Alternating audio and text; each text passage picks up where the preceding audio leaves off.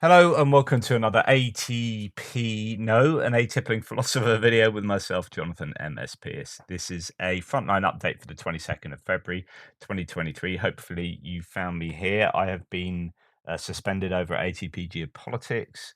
There shouldn't be any misinformation here. This is just what's going on the front lines, according to lots of claims, but this is all caveated with the sources may be inaccurate. I'm trying to navigate a path between the sources from both sides to give you a fair representation of what's going on the front line, but do take everything with a pinch of salt. Disclaimer, disclaimer, disclaimer. Let's go to the front line in the northeastern sector with the knowledge that Ukraine hit Russia with a whole bunch of HIMARS attacks all over the shop last night. Makivka, Ilovaisk, Mariupol. In fact, in Mariupol, the idea is, well, let's go now. Actually, I won't go to the front line first. Let's just get this out of the way. So, Mariupol is how far from the front line? And it depends where you're talking about in Mariupol, of course, because it might be the outskirts like that. And to somewhere pretty safe. How far is that? That's 90 kilometers. So you could get away with a HIMARS strike, a HIMARS sitting somewhere behind Vuhledar and hitting in the area of Mariupol. It won't be the center. Then, if you're going down to the coast, you probably wouldn't want to get any closer with a HIMARS than something like that, 95 kilometers. Now, what a lot of people are saying is that it probably wasn't HIMARS that did this. It's too risky. So therefore, what else is it? Is it GLSDB or is it? I think that it could well be the Turkish Gimlers that were given that have supposedly have a range of 150 kilometers, but we haven't really heard much about them. And that was going back to the back end of last year or somewhere in the end of autumn last year, was it? Some point. Anyway, don't know how many of those Gimlers they were given, how many rockets and what range those rockets are, but potentially Ukraine have been able to fire up to 150 kilometers for some time. Whether this explains certain hits in Crimea. So there have been some claims that there have been long range drone attacks in Crimea and in various places. Well, actually, they could have been this Turkish Gimlers. It could be that they're waiting to give the Russians a false sense of security until they accumulate a huge amount of troops in areas behind the 84-kilometer range of HIMARS, and then in one fell swoop hit them with the Turkish Gimlers. I don't know. I'm not sure. But there's lots of talk on the socials about it being GLSDB or questioning whether it is. I don't know whether that is the case. We go to the northeast sector, so Kupiansk down to Svatove and then down to Kreminna. We'll see that Rebar, pro-Russian source, says there are no significant changes. Um, we have no reports saying near Kupiansk this is the current situation and with considerable certainty. It seems to have no particular difference. Liman Pershi, Kivka, there's some contention as to how much of Kivka is controlled by the Russians. Defmon says the Ukrainians repulsed attacks in the area of Kivka and Mesyutivka, and the Ukrainian bridgehead is extremely narrow. I do not think that Ukraine intends to try to advance in the area. I think it's more likely intended to bind Russian troops. So he's talking about this kind of thin area here because you've got the Oskil River just behind Mesyutivka, just there between sort of Liman Pershi and Kivka. He still has Sinkivka under Russian control, and he's pretty much the only person that does, certainly on the pro-Ukrainian side. What other claims are there? We go to ISW. Russian forces continue to conduct limited attacks northwest of Svatove. General Staff claims that Ukrainian General Staff that they've repelled attacks near Kivka and Mesyutivka. Russian Mill blogger claimed that Russian forces conducted a ground attack from Pavlivka, so that's going right back down to Kreminna. So you can see that not a lot of information coming out of there, and really we pop down all the way past the entire line north of Svatove and indeed to the west of Svatove, even Stelmakivka and Kizimivka not getting mentioned at the moment. and we come down towards Kreminna. So Kreminna itself does get quite a lot of mention. Let's go to War Monitor first. So west of Kreminna direction, there's large battles raging all day and night. Russian forces have been unable to achieve any success with the recent assaults and are being effectively repelled now. Serhiy Haidai has said that the Russians tried to make breakthroughs near Kreminna. Infantry and tanks of the Russian army went ahead, reports the head of Luhansk Regional Military Administration. The battle was very heavy. Our guys destroyed several tanks of Russians. Um, there's also HIMARS hit in a command base on a command base in Kreminna, as according to War Monitor. And indeed, I've seen quite a lot of footage of material getting blown up in the forest area. It's Serebryanka forest here. Now, you know, is that anecdotal? What does that tell you? It's fierce fighting going on in the forested area. That much we can say. No report says of Kreminna, that, or at least it would do if didn't get rid of him, says around Kreminna there are no changes, no confirmation of Ukrainian territorial gains towards Shiplivka yet. So Shiplivka is, if we come out a little bit there, just north of Bilorivka. Indeed, Syriac Maps talks about Bilorivka and says that the situation in Luhansk front during the last 10 days, Ukrainian army has managed to recapture most of the positions previously lost in Bilorivka. I actually have most of that under Ukrainian control anyway, just here. So that doesn't really affect my mapping at all. But yeah, so there may be attacks towards Shiplivka, maybe some counterattacks um, from the Ukrainians. So we will wait to see whether anything comes of that, and then we pop down really towards. Actually, just going to pop into this Bilorivka. So you've seen the Bilorivka up north slightly.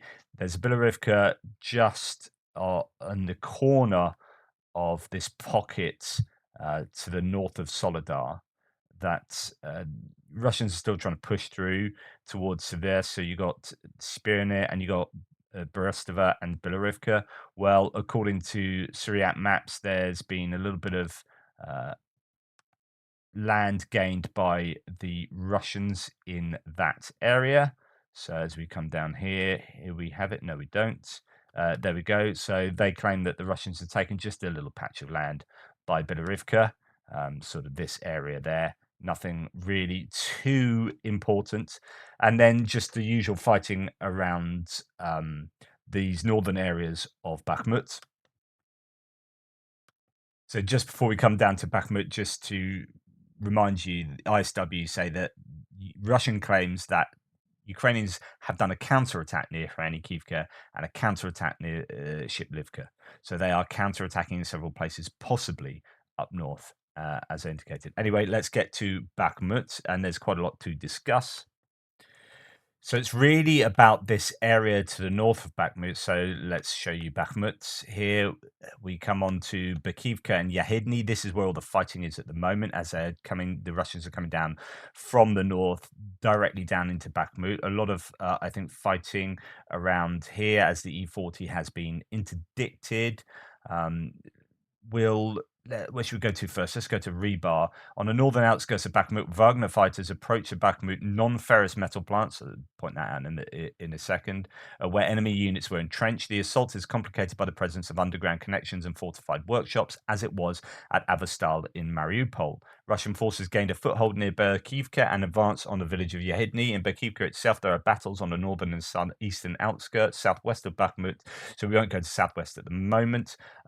We'll look at what ISW say, which is geolocated footage taken on the 14th and posted on the 20th, shows Ukrainian tanks firing at Russian infantry in a tree line along the E40 Bakhmut-Slavyansk highway.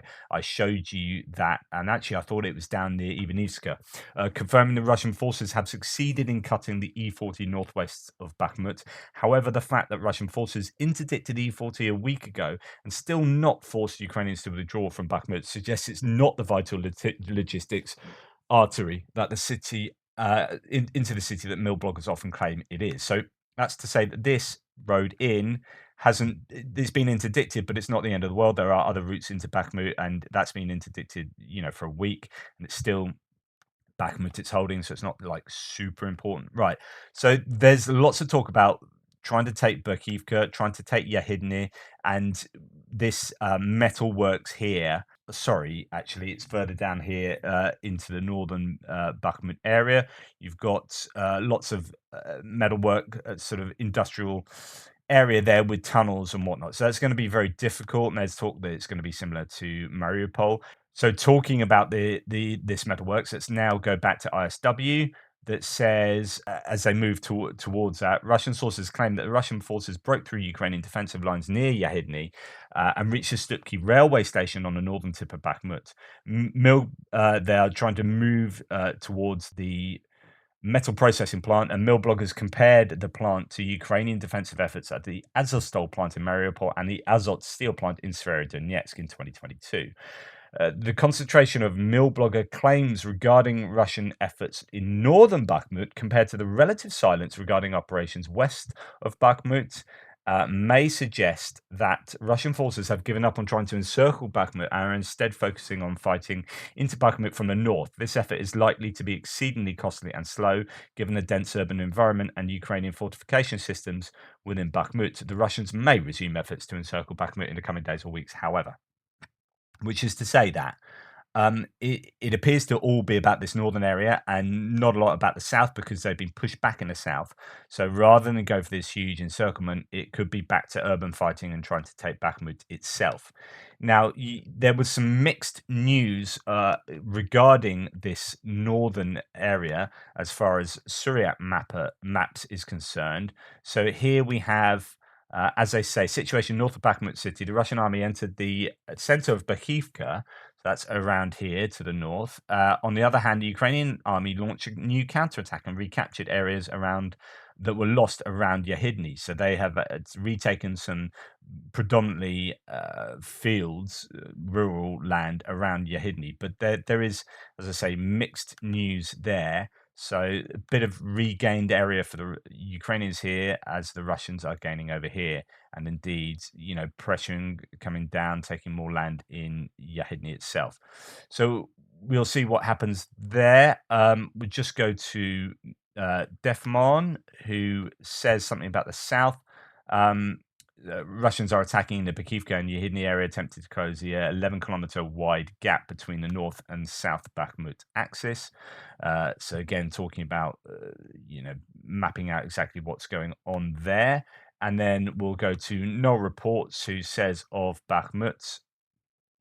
The following fighting is still fiercest in northern Bakhmut due to deteriorating weather. Now, just to let you know that the weather is due to warm up in during the next week, which will make a significant difference to the Russian offensives, possibly. So if it starts getting muddy, if those snows start melting, and the ground isn't so hard, it will be difficult to make to gain a lot of forward momentum. So, Russian troops tried to enter the northeastern suburbs in waves of attacks. This partly succeeded, but Yahidne and Bakhivka are not lost. This is my info from this morning. To the east of Bakhmut, fighting continues in the eastern part of Zabatmukta district. No changes. To the south, the situation is reasonably under control, although Russians are now trying to storm the area around the cemetery, so far without success. So Noel Reports has mainly a grey zone in those streets to the east of Bakhmut, with control for the Russians definitely for about 3 blocks worth. This is what I was talking about yesterday. There are different people say different things about this area. I've got it marked very generously for the Russians, but it could well be that the Russians really only have control over these 3 blocks. Or these 3 or 4 roads here, and then it becomes a bit of a grey zone, and then the Ukrainians have control there, and pushing towards a cemetery in the south. However, there are claims that the Ukrainians did a pretty good job in the southern area. So if we go to War Monitor, no, where was it? Let's have a little look. It was actually Rebar, pro-Russian source. So here at southwest of Bakhmut, the 113th AFU Brigade is storming Wagner positions in southwestern Ivaniska. So that's a really interesting use of words and claim for the Russians that we don't actually see reflected in the pro-Ukrainian sources. Defmon talks quite a bit about the famous statue. So multiple Ukrainian channels report heavy fighting in the area of the airplane. As I understand it, Russians are trying to advance and establish positions in that area. So the airplane, this statue, famous statue, looks like that. It is in the area between Opitny and Ivaniska, just north of the cemetery. So this is a cemetery. If we go to my map, here's a cemetery area, and the plane is. Let's have a little look. Um, Actually, it's over to there. So the plane is over here. And this is where the cemetery is more to the east over there. So this is where the Russians are looking to gain access to, pushing there. But it'd be interesting to see what comes of this storming of the Wagner positions in the south. So it's a real mixed bag of nuts, Bakhmut. You've got some mixed stuff going on up north, but it seems like most of the pressure is up north. There is a lack of very clear evidence about what's going on in the east. And down the south, there's some pressure towards the statue, but it could be that the Ukrainians are continuing with some momentum and pushing the Russians back in the southwest. Okay, let's move on to Avdivka. So as we come south to Avdivka, there is potentially some news. I mean, one thing to say is, and this is something Defmon has made another comment on, is that Avdivka really does look uh, rather like Bakhmut in many ways. But yeah, as he says here, it's interesting how the front line around Avdivka looks almost identical to the Bakhmut front. So you've got this city that's partially encircled, lots of attacking going up in the north and in the south, uh, but a few differences. So there's been some rumors about a big counterattack. So this is Igor Girkin. There's one of the two Russian mill bloggers that talked about this. Igor Girkin, former Russian rebel leader and convicted MH17 criminal, speaks about a rapid but yet unconfirmed Ukrainian counterattack north of Avdiivka near Novoselivka Druha, which made Russian forces retreat from formerly captured positions during the summer. And then there was lots of talk about that, and people like umming and ahhing over whether that's definitely the case and not confirmed. ISW says two prominent mill bloggers reported the Ukrainian forces conducted a successful counterattack north of Avdivka and regained lost positions near Vesele. So that is around here. So Krasnohorivka onto Novoselivka Druha there.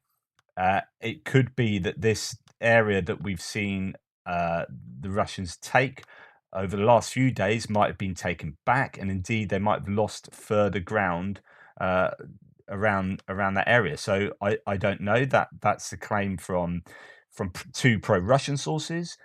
And interesting to see the Ukrainian sources being quite guarded as to whether that's actually happened or not, and saying, you know, we'll find out. So in Avdivka, he says later the AFU is said to have carried out an attack to the north. No confirmation yet. So actually, being pretty skeptical about that, or not skeptical, just careful. But down south of Avdivka, Syriac map says that the Russians have advanced towards Pervomaisky from Vodyanye. So I've reflected that because they've been fairly accurate recently. It's literally just a few sort of fields and whatnot around here. So it could be that the Russians have pushed on a little bit there, but ostensibly, not too much news about Avdivka itself. There was some fighting on the southern outskirts and southeastern outskirts over the last few weeks, but we haven't seen much more of that. But it certainly is some interesting movement potentially in the north and a little bit to the south. And then we come on to Marinka, and Rebar says of Marinka, in Marinka, fighting continues in the city centre near Drewsbury Avenue. Interesting, because weeks ago they talked about the west and the outskirts being the locus of fighting. The Russian Air Force attacked the positions of Ukrainian formations on the western outskirts. Oh, there you go, but that's from the air. The Ukrainians, again, shelled Donetsk. And then as far as Marinka for Other sources, we have just the usual repulsed attacks in Marinka from Defmon. ISW pretty much say the same, and they do talk about the Russians making some marginal advances near Novomykhailivka, which is between Vuhledar and Marinka, and it's important for the Russians to, if they, well, all of these places are important for the Russians if they want to take the Donbass, right? But if they want to take Vuhledar, you need some kind of taking it from a different direction because taking it from the south just isn't working in the Vuhledar area, which, just to remind you yet again, it's on higher ground and overlooks these lower settlements in Pavlivka and Mikilska. There are these dachas that are sort of cottages or rural settlements that are in the east, the southeast, and the southwest of Vuhledar. But these large apartment buildings give the Ukrainians a really good line of sight. And over the last couple of days, they've had quite a big counterattack that has enabled them to take ground. It is fierce fighting. I've seen some trench warfare footage of Russians taking out Ukrainians in the area in trenches at close quarters. So it is difficult for both sides, this kind of fighting.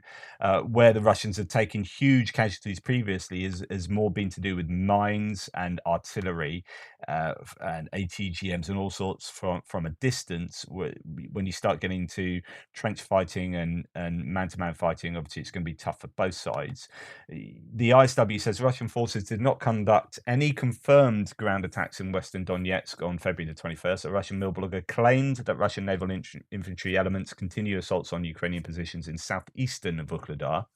Ukrainian Mariupol mayoral advisor claimed that certain Russian forces previously deployed within the Russian rear in Donetsk Oblast have transferred to the Vuhledar front. There's been these rumors about 5,000 troops possibly being sort of thrown into the grinder, that is Vuhledar, or at least that's the intention.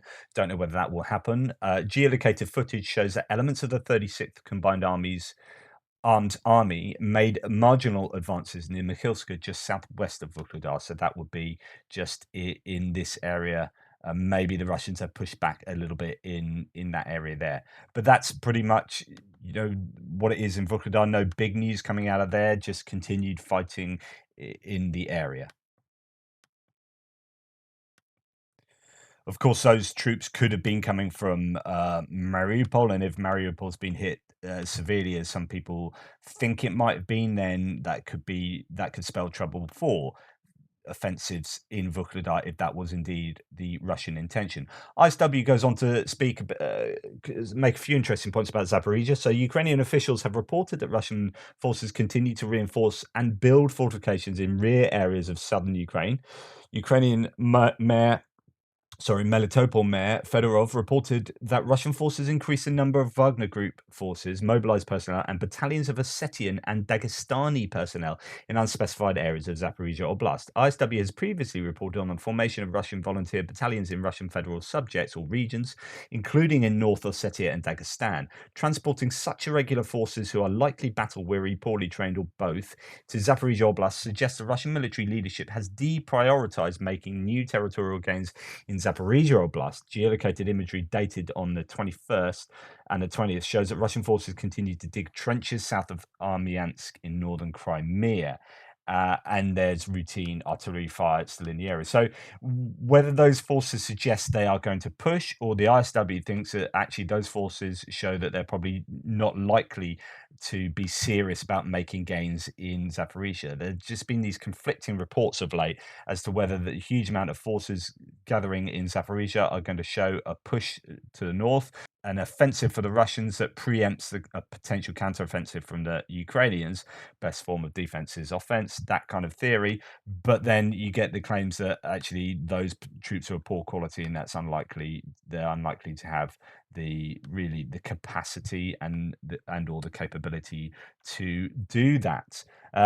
Anyway, over to Kherson. There isn't really much news to be had, and Crimea, just a lot of HIMARS activity everywhere last night. And I'm sure we get more detail about that as the day goes on. Anyway, that's a frontline update for the 22nd. Thank you for popping around to see me here. I hopefully moving here doesn't get me in trouble. If it does, I don't know what to do. But anyway, thank you so much. Take care, and I'll speak to you later.